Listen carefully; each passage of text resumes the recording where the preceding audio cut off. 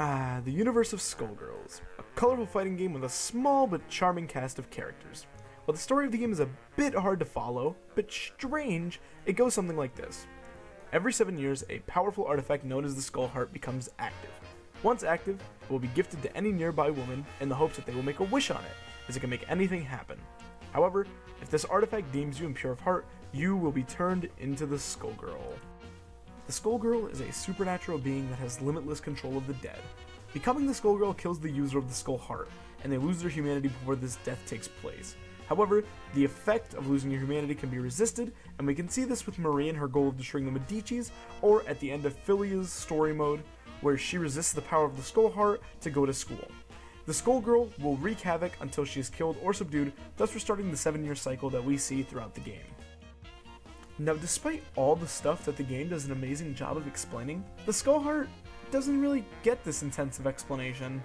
Almost everything we know about the thing is stated in the game's intro, and even then it's rather vague. Most of what I'll be stating here is just a watered-down audiobook version of what's on the wiki, so bear with me here. The Skullheart is an artifact that was created by the Trinity. The Trinity are the gods of the Skullgirl universe. This Trinity is composed of Aeon, the god of time, her sister Venus, the goddess of space, and their mother, which we learn through the playing of some character stories, is what Double's human form is based off of. This was made as a self-destruct button for the gods. If they didn't like the way the world they created was going, they could just unleash the Skullheart and get some unknowing victim to bring an end to it all. Now then, Double, being sent by the Trinity, would give the Skullheart to unsuspecting victims every 7 years, as seen in Parasol and Swiggly story modes respectively. During both of these instances, the Skullheart was gifted to the person during a time of incredible turmoil in their life. For Parasol's mother, Queen Nancy, it was given to her as a last resort effort to end the war between the New Meridian, the Canopy Kingdom, and the Kingdom of the Gigants. Her wish to end the war was granted, as the Skullheart transformed her into the most powerful Skullgirl there had ever been in the history of time. All three nations banded together to defeat her, ending her life, but also ending the war. The next instance of the cycle was when the Skullheart was granted to Selene Contiello, the mother of Squiggly. Upon receiving the Skullheart, her birthday party was interrupted by the Medici hit squad, a band of killers brought together to get the Skullheart for Lorenzo Medici, the big kingpin of the New Meridian Mafia. After killing Squiggly and wounding her husband Roberto, Selene wishes to bring her family back, which results in them becoming zombies.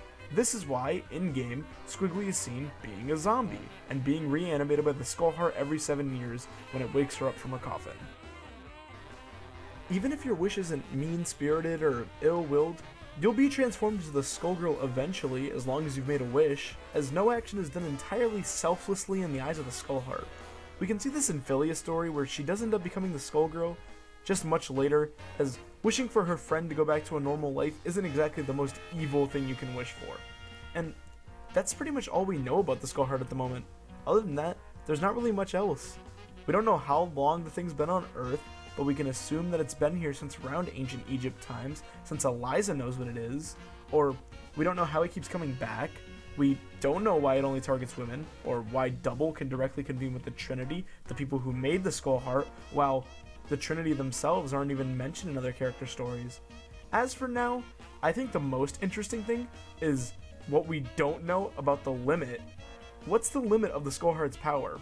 As far as we can see as players, it corrupts all the wishes that it says it'll grant, but in some capacity it does end up granting the wishes.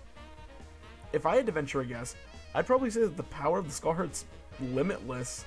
If the Trinity really wants to get rid of a world, wouldn't they give something infinite power? If they want to get rid of it by all means.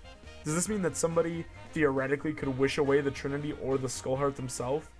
Could the Skullheart corrupt a wish like that? Or would it just refuse?